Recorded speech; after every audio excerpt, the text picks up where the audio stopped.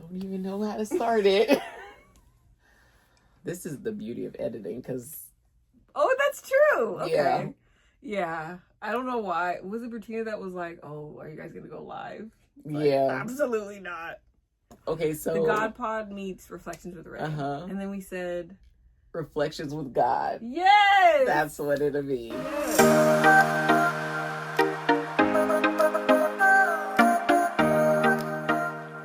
God. Yeah. Yay! Do you want to introduce yourself? Okay. Hi, I'm Keandra from theGodpod. And I'm Ashley, or Ray, from Reflections with Ray. Yeah. And this is Reflections with God. Yeah. So welcome. This week, we're going to talk about intimacy. Intimacy with God. Yeah. Where do you want to start? Okay, so you're in the middle of a series, or you're about to start a series. Yes. Well, I started a series and then I didn't make another video. So what was your series? Faith and Trust. And I'm in the middle of a series where I'm talking about marriage and discipleship. And so it goes together. Yeah, it does. You want to explain what a synopsis of what your series is? And then I can do the... Okay. So started off, the first series that I did was Healing and Humility, which I feel like was kind of the groundwork of everything. And then the next series God gave me was Faith and Trust. Now you have to really, really trust me in this next season. Now that you've humbled yourself and you're in the process of healing, you got to trust me and you got to have faith that I know what I'm doing. In that, I feel like he just started putting me in all these scenarios where I had to trust him and have faith in him.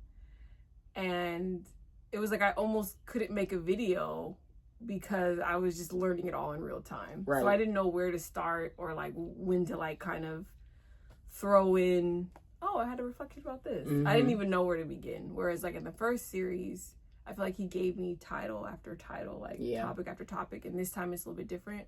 But I think it was mainly because we were supposed to do this. Yeah. So, I cannot recall where I started. I just know that all of the videos I did before I got to this current series kind of led up to it. Okay. But the discipleship and marriage came into play. I think everybody assumed I was going to be doing marriage counseling. Okay, because that's what it kind of sounds like initially. Yeah, and it is not. Right? Marriage comes from our relationship with God first, and then he blueprinted our relationship with, between men and women after that. Mm-hmm. So I think the heart behind it is to focus on our dependency on God, our need for him, and our identity in him. So all of it is just kind of just talking about that. Once you realize you need God and how much he loves you, your heart is to want to please him. And that's the foundation to being a disciple and to being his bride. Yeah. I love that. Yeah. I think, you have to have, and I'm not married, but I'm assuming you have to have, in any sort of relationship, there has to be a trust there. Because if there's not, whenever you run into something, because there's always going to be something, there's a breakdown in communication. I feel like a lot of times we have such a breakdown in our communication with God because we're either not listening or we're trying to do it ourselves. We're not being honest. Yeah, so we don't know our role in it. And it's take a seat. Chill out for relax. A minute. Yeah. And I know people don't like the word submit, but you have to submit. It's not going to work you thinking that you're on the same level as God. Yes, it's a partnership, but you are the lesser vessel. Yeah. Period. And I think you have to be humble enough and honest enough with yourself. Yeah. To, you can't reach him unless you're low. Yeah. Yeah. It's just not going to work. Yeah. I think the disciples got that, there was that part where Jesus asked them, like, who do you say I am? And Peter was like, you are the Christ.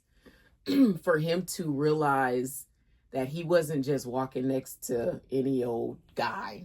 Yeah. Like, you're not just prophet. any old dude. You're not just a regular prophet. You're not just a regular teacher. You are the Christ. You're the anointed one that was promised to us. And that takes humility. That takes trust. Yeah. That takes faith, because it's radical. You're going against like everything that the religion and the culture was telling them how Jesus would, or how the Savior was supposed to show up, how the Messiah was supposed to come. And you're saying that this carpenter who's pitching tents outside of Galilee with a backpack from Nazareth, this little knucklehead from Nazareth, not knucklehead, Joseph's son who was building tables. Yeah, that's how they were talked about it. Like, if you notice those little snippets and digs they make, I'm like, they were throwing shade. They were, and I was like, yeah. Oh So gosh. that was a radical statement. You're the Christ. Whoa. Wait a minute now. You know what you're doing here, Peter? And that's when his name changed, right? Yeah. Which is what you were talking about with identity. Yeah. Like, when we acknowledge God for who he is, then our identity is revealed. Good. That was really good, because I didn't catch that. When we acknowledge God for who he is, that's when our identity is revealed. It's really, really good. And I wanted to ask you, because with this series, when I first got the title, I was like, okay, faith and trust, it kind of sounds like the same thing. Mm-hmm. But how would you define them differently? Like, how do you see faith versus how do you see trust? It's a really good question. I do see them differently. I feel like faith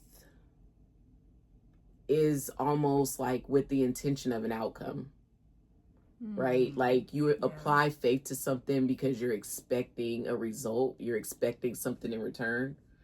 Whereas trust, it's following even when you don't know where you're going or know if there's going to be a reward or a return. Like, it's just a trust in knowing that I'm going to be cared for. Regardless if you actually like get something out of it. Right. Like, my kids trust me because I've proven that I'm going to care for them. Yeah. And so that trust kind of like emboldens their faith in me. It's like without a shadow of a doubt, I know mom is going to be mom. Yeah. Like, and even if they don't get what they want, they still just be trusting because my track record has proven me. Okay. So I think you can trust God and still sometimes struggle with having faith. And I think the opposite, you can have strong faith and still struggle with trusting God. Interesting. So, like, trust is kind of what fuels our faith. Yeah, I think trust is what makes us want to follow. Okay. Because there's a lot of people that believe in God, but they don't follow. But they don't follow. Like the rich man who was like, "Oh, what can I do?" And he was like, "Sell all your stuff and follow me." It's like he believed, or I guess had faith. He had faith enough Jesus, to know that Jesus was Jesus. But he didn't trust him enough to sell everything that he owned and depend on you. And you ain't got a house. Listen, man. You don't know where you're eating next. He did not know where his meals were coming from. Like, at all. And that's, when I really think about it that way and how nomadic he was and his followers were, it would be hard for anybody to do that. Oh, for sure. But especially when you come from, like, I don't want to say higher like that, but when when you have everything, when you don't need for anything. Yeah. You have your house, you have money, you can go do this, you can go do whatever you want. Yeah. To choose to lay that down is like a whole nother level. They were trusting him. And I don't remember a lot of instances where the disciples, maybe a few, maybe a couple, but usually they were not complaining about their situation. Yeah. They weren't complaining like Judas. You know. We all know what happened with him. Don't be a Judas. But they were just going with the flow. They did not know this man. He walked up on them and was like, follow me. Come on. And they just went. And that like when you have a whole life. Like imagine if tomorrow Peter was married with a wife and mother-in-law at home. And dipped. Did he even know that first time after the whole situation with the fish, he just went, right? So it was like, you didn't even go home and tell your wife. Fishing. Quit fishing. Yeah. But then in their case, I mean, they saw in that moment what he was capable of doing. And so it was kind of this undeniable. I think for some people, when they had that undeniable moment where it's like, look, I can't explain this in any other way than it was God. I think those are so special for many reasons, but especially because it kind of thrust you in. Whereas some people who they're maybe curious, but they haven't had an encounter like that. Yeah. They maybe will drag their feet a little bit more, or when you haven't had that undeniable moment, sometimes I think it makes it harder to just drop everything and go. Do you think it's real if proof is required?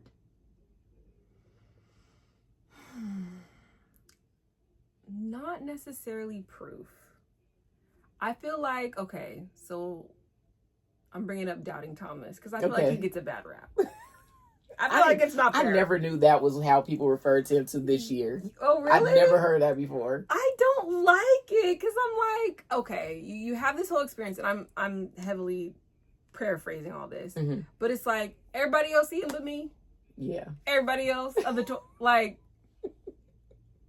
everybody else. Hello. Right. And so I don't think it was bad that he inquired or asked. But I understand that just believing without having to have all the proof and evidence. Because I think it can get dangerous when people are like, well, if you're God, then show me. And they kind of are indignant about it. But I think in a space where you really are just like, God, I don't know. Help my unbelief, help my doubt. This is hard for me to wrap my head around. I think that's a different stance. I think that's a more humble approach than someone who's like, prove it to me, you know? Yeah. So it's like, I think about that, and I'm always looking at God, what, he always has a plan within the plan, and he uses people that will also get what they need out of it. Yeah. So he needed that faith to know, listen, let me stick my finger in the nail holes. Yeah. But Christ knew he needed to bear record that he really rose. So two things got accomplished. He grew in his faith because he saw, felt, touched. And here we are today. That's no, it's evidence.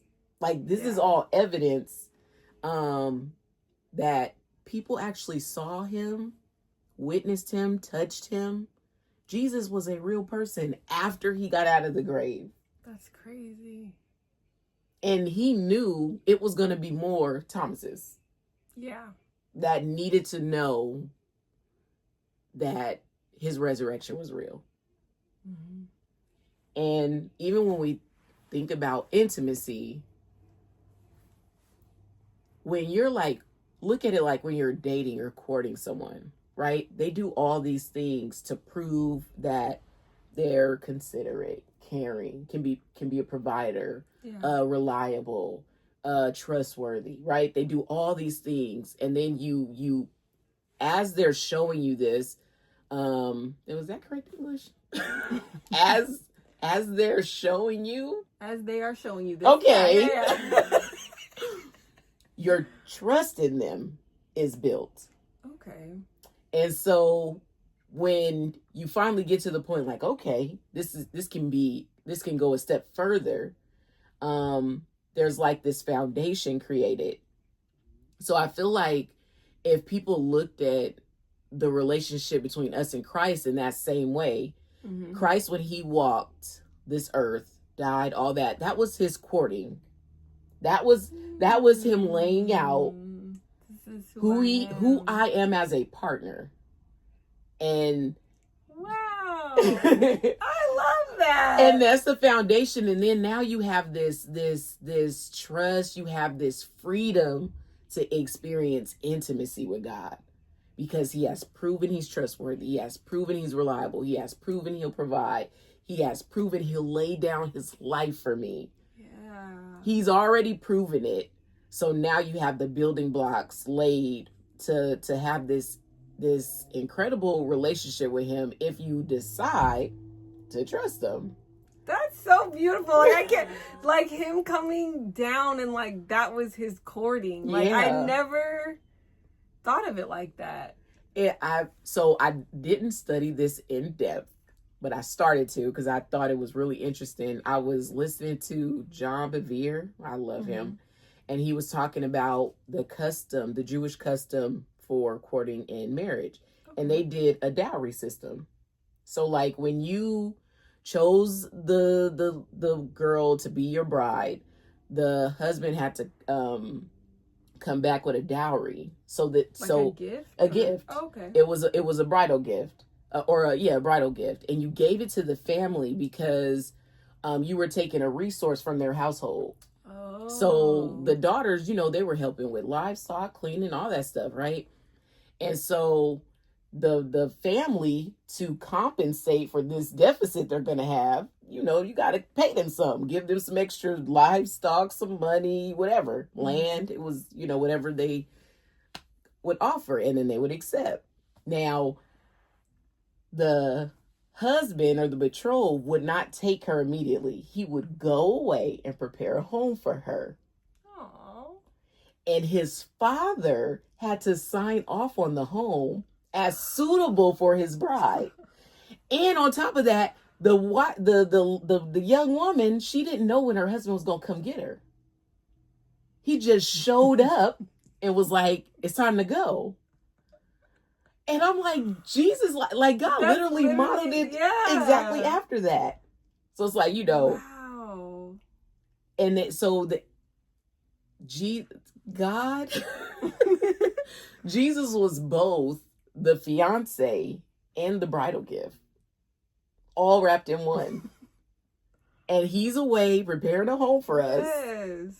And this is our time now. We're in preparation. So the bride, she had to go through all her stuff. Yeah. Make sure she's ready. She had to have her bags packed because she had no idea when he was coming. Keep the oil like lit, right? Keep the lamps trimmed. Yes, exactly. It was the same. That's how it breaks down. Keeping the oil in the lamps. So when he came, and usually he came at night, so that he can get her by surprise. So the family and everybody get woke up. Oh, you about to get married. That is like beautiful. Gosh, yes. And they were considered married, even though they were just fiance. That's an American term, but they were considered married once the father and the husband came to that agreement. Wow. So even now, even though Jesus says when he comes, we'll be his bride then, he's considering us already in this moment married to him. So the intimacy, right? The closeness, wow, all that stuff, we're experiencing it now. And then he's going to come and take us back to our house and be like, yeah. That is so, like, that's why studying those particular customs and, like, even learning what certain words meant in that context is so important. Because if we take present day meaning for everything, we miss like the depth of what God is really trying to show us and tell us. Because when you translate from this language to that language, it's of course good that it's in several different, a whole bunch of different languages for people to take in. But just knowing the origin is really important. So I love that you shared that, because I'm like, oh, like that's literally the model. Yeah. Yeah. Like that's literally it. Yeah. I had a question about intimacy. Mm-hmm.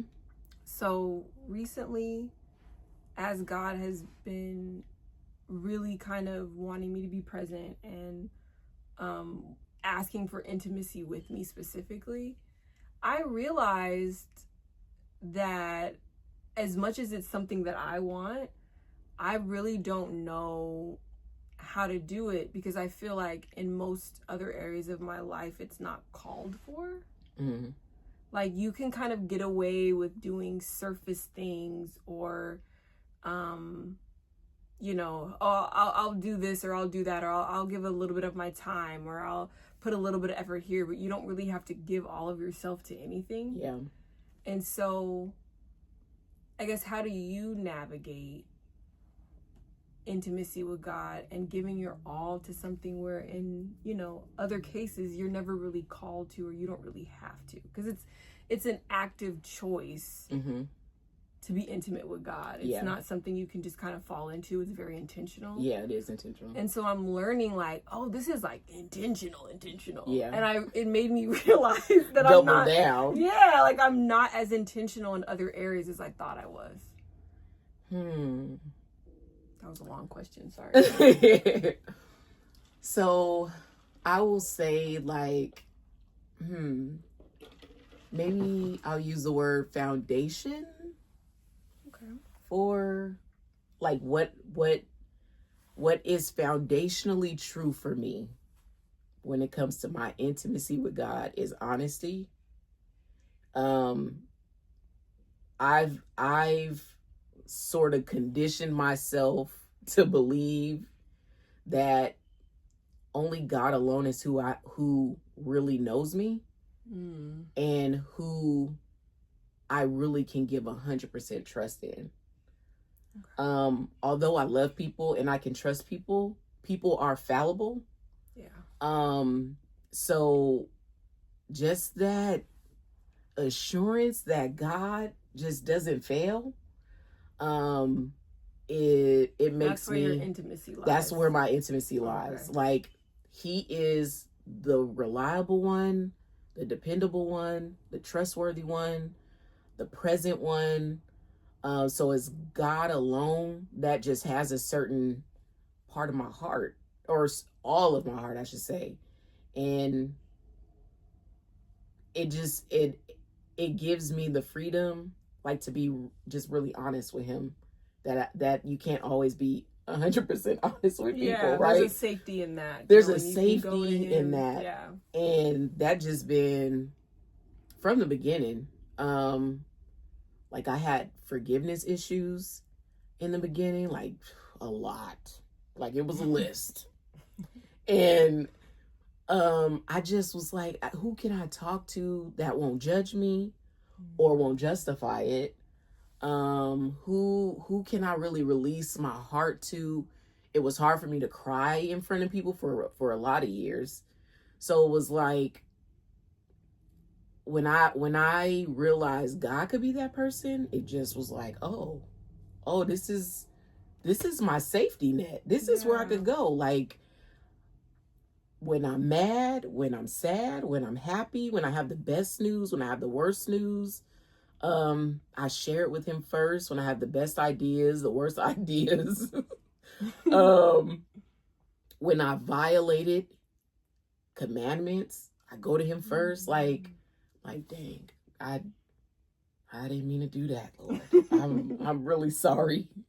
Like, and it doesn't, he's not like, I don't want excuses. Like, people are sometimes abrasive. They don't always have the right words. They don't always have compassion. God just always has what I need. And even when he does reprimand or correct me, it's always done in love. Like I feel the love. I don't feel condemnation. Yeah, exactly. So that just goes back, like, every time I try God, it's that scripture, I think it's in Psalms, oh, taste and see that the Lord is good. every time I try him, I find out he's good, and it just like fortifies that idea that this is the one that gets 100% of me, like nothing withheld. Oh wow! All the dark stuff, all the just wicked. Because he knows anyway. He knows. That's the other thing. He knows anyway. So what are we hiding for? I read that scripture. It says that the eyes of the Lord is always beholden. I was like, whoa. Wait a minute, God. You have no privacy. You have none. Like, he already sees, he already knows. So it's like, well, why am I lying or avoiding the topic in prayer? Why am I, putting this off limits? It was like, you already done seen it, and you're still blessing me in the midst of it. Yeah. So I might as well talk to you about it. And it's giving him that access, trusting him enough. It's like a two-way trust. Mm-hmm. Like, I feel like trusting him to act or do whatever it is that he's calling you to do. But then you're also trusting him with, like, your inner self. Too. Yeah. It's like, it's both. And they can be separate. Like, you can trust him to be like, oh, yeah, like, I know the Lord's gonna, like, pay this bill or whatever. Something external. But then you won't trust him with your internal feelings, or like you said, like you'll be praying, but like, then that he can heal me. He can really heal this. Yeah. And it's like there was something, I can't remember what it was, but there was something that I really had questions about because I didn't know what to do with it. But each time I would pray, I wouldn't ask him about it. Mm-hmm. I would just kind of talk about other stuff. And then, I was like, oh, God, like, I wish there was someone that I could talk to about this. And he was like, hello? I'm not the all-knowing one or nothing, but... Like, I'm not, like, completely fully wise and, like, and I was like, oh, like, I didn't think... Not that I thought he would, like, say, oh, that's unimportant. Not that I would ever think he would say that, but there was a part of me that said, it's not that important. Oh, I was brought up hearing... that God wasn't concerned with certain things. Like, that certain things were trivial or you should know better. You don't need to take that to God. You need to get that, out of, like, who else gonna remove it? Because I'm not strong enough to do it. And, like, who's to say what's too small or, or anything? Nothing. And, there's also the aspect of, like, understanding that word privilege because of where we live, right? And that made me feel hesitant to ask about certain, like, first world things. Because it's like, there's people that it's are like starving. survivor's guilt. Yeah, like, and God is like, I blessed you in this, you know? And what I'm learning about his favor and his blessings is that it really isn't impartial. Yeah. Or partial. And suffering is relative. Yeah. Like, what I would consider super hard or super trying for the next person, it might not be. And then, so... It doesn't make it less. Yeah, it doesn't make it less. Yeah. I would dumb down, like, things that I would feel sad about because I would, like, know other people were facing harder. Like, that person just lost their child. So, and you're over here crying about, somebody said they didn't want to be your friend no more. Like, like, it made me feel like, girl. But I think it's like, pain is valid. You feel it. That sting in your heart is real. And you don't let it fester. But, and it can get in the way regardless of what it is. Like, even if you consider it something petty or small, like where I work, just with family law, there's a lot of arguments that from the outside looking in are like, wait, you're arguing about this? Yeah. Like, why, you're super mad? But if you're in it, it's hurtful. Yeah.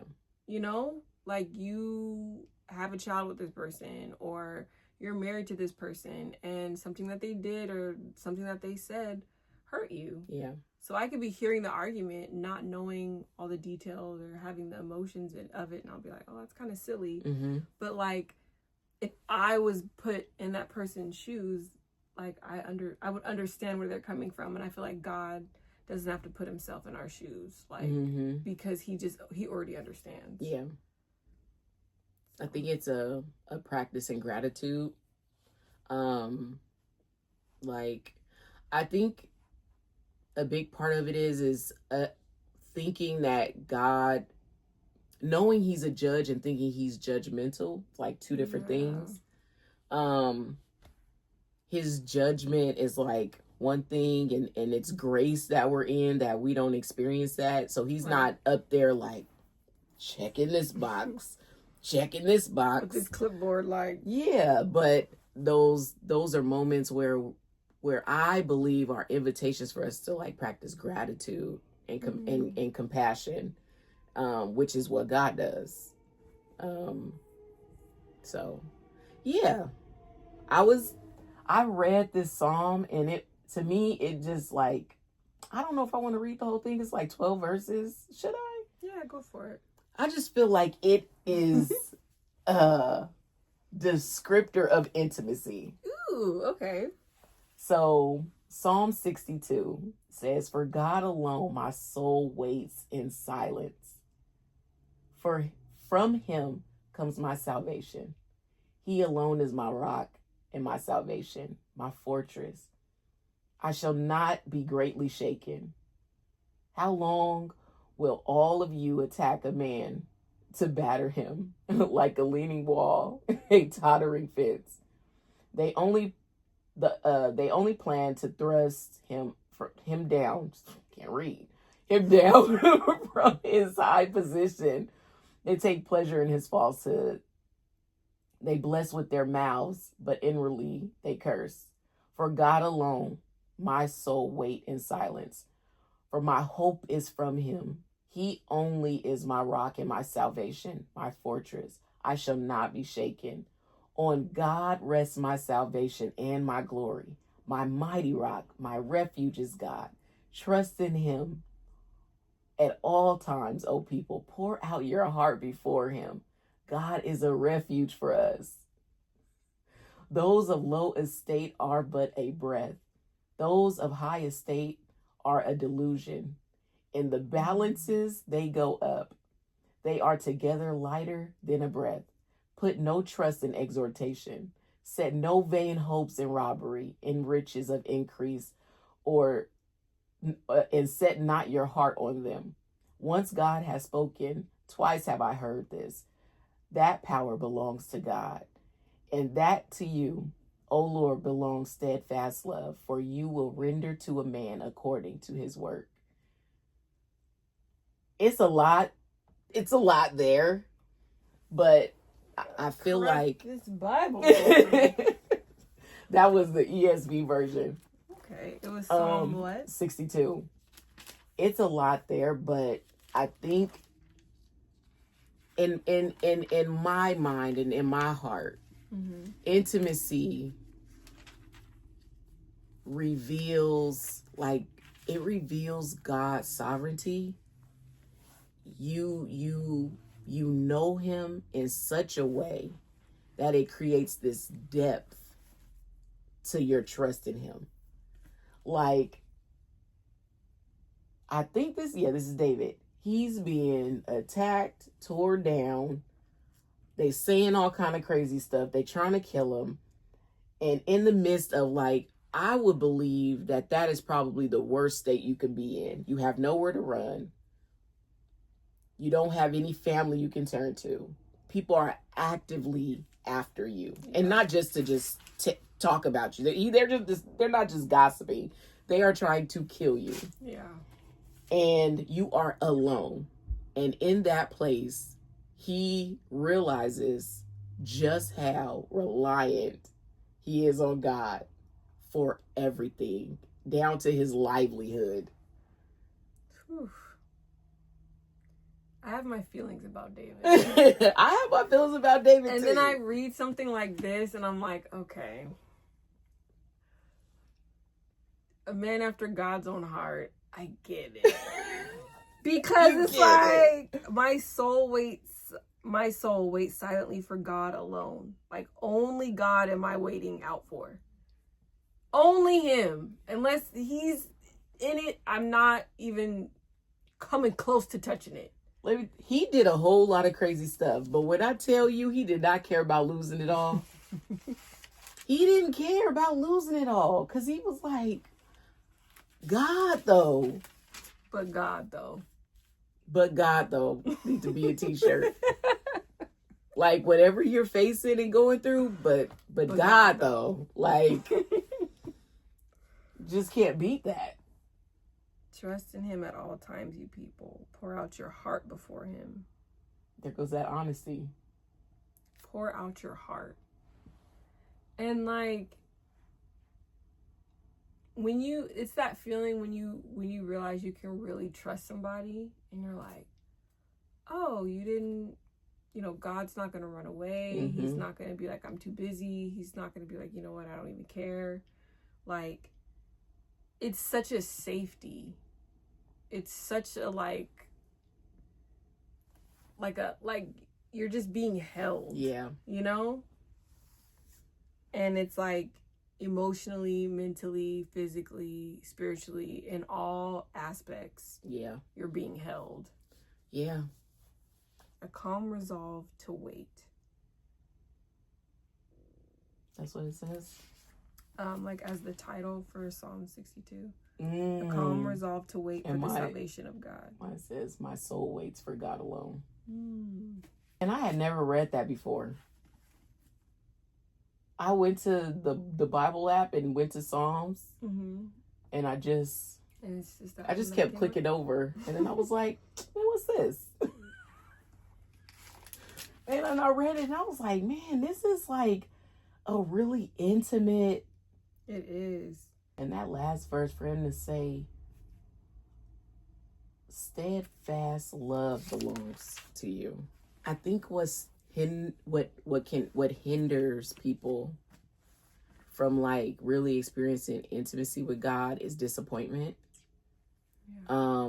Measuring God by man's failures. And once we start looking at Jesus as God and not as just some other guy or some other person, I feel like that connection can like really take root. Realizing that he alone is the only one worthy of all of that love. And when you give God all of you, he can strengthen you to be able to deal with people. And disappointment, it doesn't have the same sting because your mind shifts to know that everything I need and desire will come from God, not from you. If we looked at our relationship with people as iron sharpen iron, I feel like it would be a lot less disappointment when we realize I'm here to better you and challenge you, and you are here to better and challenge me. Like it's an opportunity. It's an opportunity to mature. So we go up against people in their shortcomings, but those shortcomings, it rubs up against us in some kind of way. And it's that invitation to mature. And you stay connected to God. That's who you draw the strength from to be able to keep enduring with people. That's what long suffering is. Long suffering is not just going through like hardship for a long time. It's dealing with people. Man, because he got to deal with all of us. He got to deal all of us. With all of us. And I don't know if he got to deal with people in heaven. Like, is he taking reports? Like, I don't know how it's ran up there. I don't know if the cherubims are like, hey, Jesus, we need this, on aisle 8. Like, I don't know. I don't know what God is doing as God. Aisle 8. You're funny. But like, I don't know. You know, like, is he managing that can't in? know the fullness of all that he. And that was one of the things, like, growing up that was hard for me to grasp. Like, sorry. It's about that time. No, I just. Gosh, it's been a long day, but this is good. 42 minutes. Okay, we're doing good. This is a good little epi. That's the name. That's the nickname that you call an episode. Oh my god! Nice little epi. I thought you were about to say like EpiPen or something. I was like, what's happening? One of the things that was hard for me when I was growing up, like, how is he everywhere all at once? How is he hearing my prayer and someone else's prayer? Like, and it just goes to his sovereignty. He's not human. Yeah, like, it's beyond your comprehension. And once I accepted that, that it wasn't going to ever be something that I could figure out or get some grasp on, I think that made it a lot easier. And I thought that the bigger moves in God would ultimately be harder. Like, leave the job, leave the relationship, talk to, make this uncomfortable conversation, all that stuff. But it's all that's external, and it's difficult. It has its difficulties, but it's all the internal work that people have absolutely no idea about, that he's just coming for to, like, poke and touch. Identity. Yeah. And it's like, that's the stuff that's hard. There's no blueprint. Like, and you can't go further in him without doing the internal work. Yeah. God is simultaneously dealing with the person you think you are and the person he says you are at the same time. Oh, man. And he's like, okay, I know I'm talking to who you think you are, but then my reply is going to be to the person who I say you are. Yeah. And you have to get that version of you up to this version. Yeah. I can't even deal. Like 3 hours of dealing with people, I'd be needing to go to the bathroom, and I don't even do anything. I just stand there, just let me get 5 minutes of breathing. I mean, I think of, like, all the emotions, right, that you could feel. And I'm like, God is experiencing this on such a greater, more intense level all the time. I can go and I can, like, take a nap somewhere. Yeah. I can go and just be gone. Yeah. And he's in it all the time and handles it and is on top of it while also ministering to us. Yeah. And he's not human. So he doesn't get weary. He doesn't get annoyed. His frustration is with sin, not us. And that's crazy. Like, the separation of it all. Because I will be quick to be like, I know what Ephesians 6 says. Yeah. But you're something else. You know? And it's like, but then I can be something else. Yeah. You know? So it's like, I can't. Oh, man. God is just. In that intimacy with God that I experience in prayer, like when I get, like, I'm talking about that good prayer, like where you get good and snotty. Man. I saw the truth of myself, and so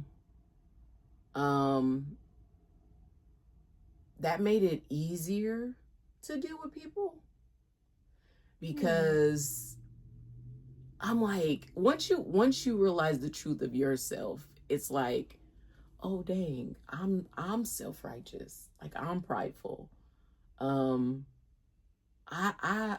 rude, like, I'm capable and have been in all those. I've caused offense. So like when people violate a boundary, I'm just like, I mean, I've done it to someone intentionally and unintentionally. So, but I feel like that comes from the closer you get to perfection and holiness, the more you see yourself as who you really are. And because self-righteousness is a huge blocker when it comes to intimacy with God. If you can't see who you are and your need for him, always, like, it's not just until the day you die. Yeah, it's interesting to me. There was someone who, they know the word and they, have been through things, and I know that they believe in God. But I remember we were talking about Hosea and Gomer, and in this conversation, someone was saying, like, we're the Gomer in a situation, and the person was like, oh, I'm not Gomer, I didn't do all that. And it wasn't like she was saying she was so much better. She was just saying, I didn't do that. And I'm like, but on some level you did. On some level you did. When we got to start seeing sin as anything we put above God. It's not just the fornication. It's not just the, I don't know. That's like the big one. I feel like that'd be the big one that people judge their righteousness off of. And like, I'm not out here fornicating. And it's like, but you're a liar and a gossiper. And a you think that because you're not doing this one thing that you're better than other people. And that's a problem. And I'm glad that we actually got into fornication of all things. Only because as I was just thinking of the word intimacy and like what that means, right? It was almost kind of weird to talk about it with God, because it's like, am I supposed to be doing that? Like, that's weird. But what it made me realize is that in the area of connection, lust, all those things that can cause, I think, a lot of people to stumble. Like, when you have intimacy with God, I feel like you're less likely to fall into things like lust. Because what your spirit is actually wanting is God. And your flesh in its sin is trying to get like the quick version of it. The quick fix. Connection. Right. And it's like you would have to do these other things to get the connection of God, right? And so you still want that connection, you still want that feel good piece of it. And so then your flesh comes up with a remedy. This was something the Lord showed me. The reason some people will run to fornication rather than the closeness to God is because sex validates you as is. For the most part, you can find someone, and you don't have to change. You don't have to disclose anything intimately or deep about yourself. There doesn't have to be any depth. It's easy to get. It's easy to get, and it is a manufactured closeness. Because really at the end of it is, no matter whether you're extrovert, introvert, whether you're a people person or not, whether you consider yourself a lone wolf or whatever, we desire community. And we desire closeness. God created us that way. So we do things to manufacture it ourselves, but I think because it's quick, and it's immediate, versus when God does it, he's not going to put you in relationships unless you're able to steward them. So it takes more time. It takes more time for you to get friends and to find the husband or the wife and to find the church, and you don't it takes wait, more, and to find the career and the job. It's impatience. It's a reason the Bible says, let patience have her perfect work. It's like all these little tidbits. She be dragging her feet. She drag her feet on purpose. She drag her feet on purpose. Because he like, you know what? So I remember, this was I got a real example. Okay. I was put in a position, this was years ago, where I had gotten $10,000 cash. Oh, okay. In my hand. Right? Really? $10,000 wow. cash. And before I got it, I had, I would do this, all these responsible things you do. And I was like, let me get that. I could turn that 10 into 50. Like, I was just saying all kind of stuff. Don't even know anything. Got the money. It was no. It was gone. I don't even think I own anything from it anymore. Oh no. Like, I think I know I bought a TV. I still got my couch. That's all I still got from that. I was just, you would have thought I just signed with the NBA or something. Like, you would have thought, but what it showed me was, you can get something, and when you refuse to have patience and find a way to make it happen, you don't steward it right. Had I been patient, it could have been more. But I rushed, agreed. Impulse. And it was more money that I had at that moment, because we are very nearsighted. Yeah. We're very small in our thinking. We go based off of immediate needs and immediate wants and immediate desires and goals we want to get to now. Yeah. And God is like, but I see 10 years down the road from now, you don't see. Yeah. I see you're going to have another kid the following year. You didn't know that was coming.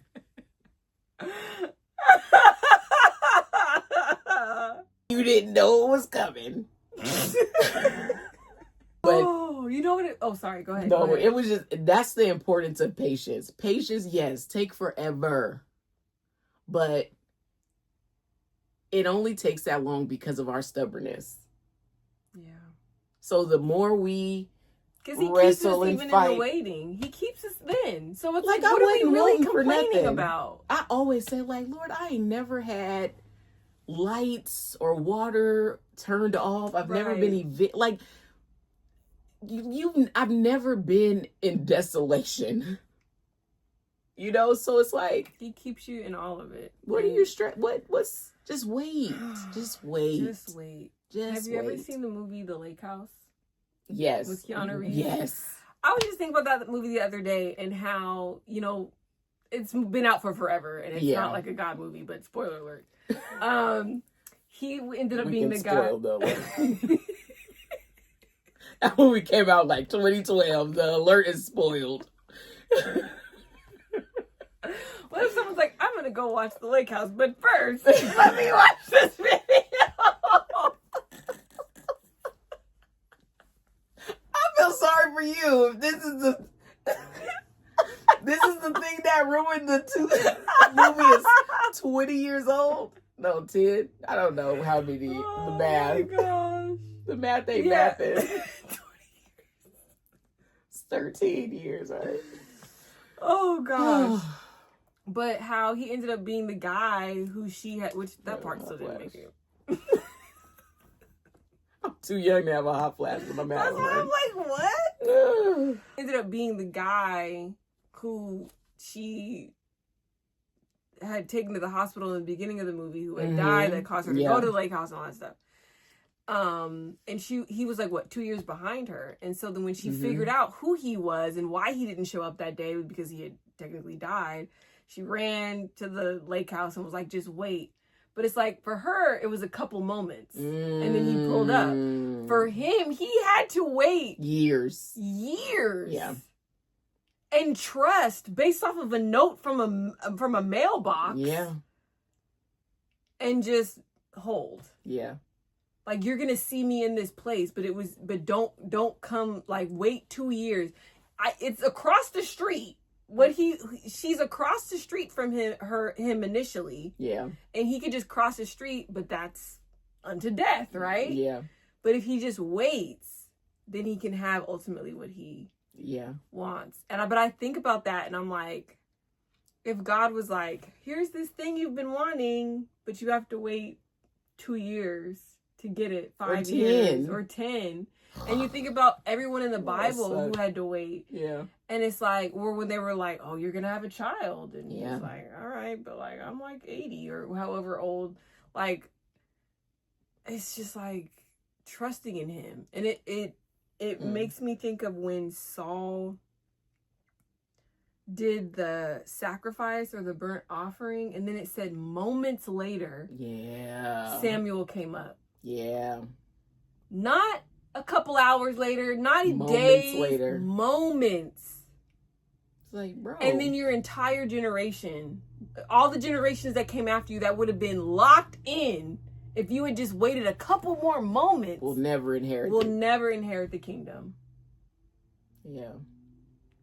And that got me. That alone automatically made me just be more patient just after reading that, because it was like,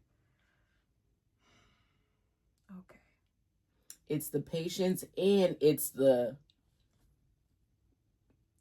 unexpected arrival. Like, you don't know when. So you got to be prepared. You got to be prepared. You can't like, oh, I'm going to wait, but let me go do this thing over here. And that'd be the thing. Oh. That's what slows it down, because we don't prepare. We don't prepare. And then it'd be like, you're not even ready. If I gave it to you tomorrow, this thing that you've been asking for months, if I gave it to you tomorrow, you wouldn't be ready for it. They got the prophecy.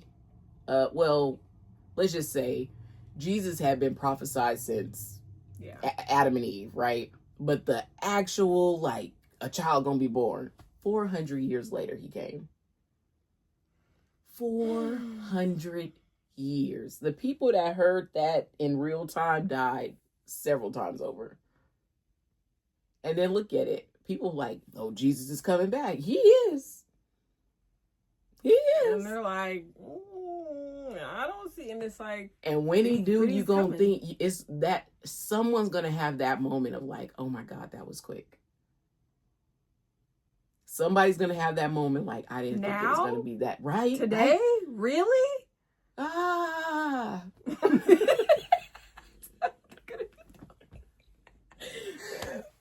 Like, people just start going up the other like, It's gonna be weeping and gnashing of teeth. Ooh. Take me on up, Lord. Take me on up. Ooh, I want to go home. Man. But it's all starting now. Eternity has already started for those who believe. We're already in his presence. We're just, stuck here. But it's already begun. It's already begun. We're already being judged now, being perfected now, all of it's already happening. That's crazy. Mm-hmm. And that's why God reminds us so often to like build up our treasures in heaven and not here, because all this will waste away. Like, you're focused on the wrong thing. Yeah.